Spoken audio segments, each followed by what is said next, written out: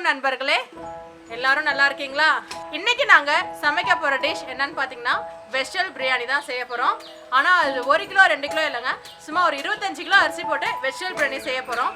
செய்யறதுக்கு உதவி செஞ்சது யாரு அப்படின்னு பாத்தீங்கன்னா எங்க ஃப்ரெண்ட்ஸ் தான். எங்க ஃப்ரெண்ட்ஸ் எல்லாரும் ஒன்னா சேர்ந்து நாங்க இந்த வேலையை செய்ய போறோம். இன்னைக்கு செஞ்சு அவ்வளோ பிரியாணியை என்ன பண்ண போறீங்க அப்படின்றது நீங்க கேட்கறது எனக்கு புரியுது. என்ன செய்ய போறோம் அப்படின்னா, எங்க ஊர்ல இன்னைக்கு ஒரு பிளட் டொனேஷன் கேம்ப் ஒன்று நடக்குது. அங்க தன்னார்வமா வந்து ரத்தம் கொடுக்க போறவங்களுக்கு நாங்க இந்த பிரியாணியை கொடுக்க போறோம். பட் அதை நாங்க உங்களுக்கு காட்டல, ஏன்னா நாங்க அதை எடுக்கவும் போறது கிடையாது. பட் ஆனா அவங்களுக்கு தான் கொடுக்க போறோம்.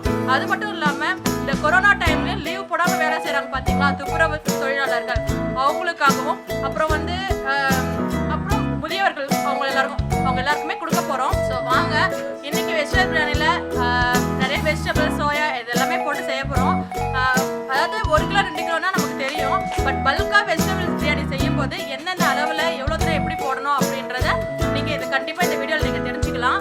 இந்த பிரியாணியை செய்யறதுக்காக உதவி பண்ண எங்க நண்பர்கள் அத்தனை பேருக்குமே நான் ரொம்ப நன்றி சொல்லிக்கிறேன். உண்மையிலே அவங்களுடைய ஒத்துழைப்பு இல்லைன்னா எங்களால் இதை செய்யவே முடியாது. எங்கள் ஃப்ரெண்ட்ஸ் எல்லாருமே ஒன்றா சேர்ந்து தான் இதை பிரியாணியை செய்யவும் போகிறோம். நாங்கள் மட்டும் கிடையாது, ஃப்ரெண்ட்ஸும் கூட எங்களுக்கு ஹெல்ப் பண்ணுறாங்க. ஸோ அவங்க எல்லாருக்குமே நான் ரொம்ப தேங்க்ஸ் சொல்கிறேன். அவங்களோட பொண்ணான நேரத்தை எங்களுக்காக செலவிட்டதுக்கு ரொம்ப ரொம்ப ரொம்ப நன்றி சொல்லிக்கிறேன். சரி ஃப்ரெண்ட்ஸ், வாங்க இப்போ பிரியாணி எப்படி செய்யறதுன்னு பார்க்கலாம். வாங்க என் கூட.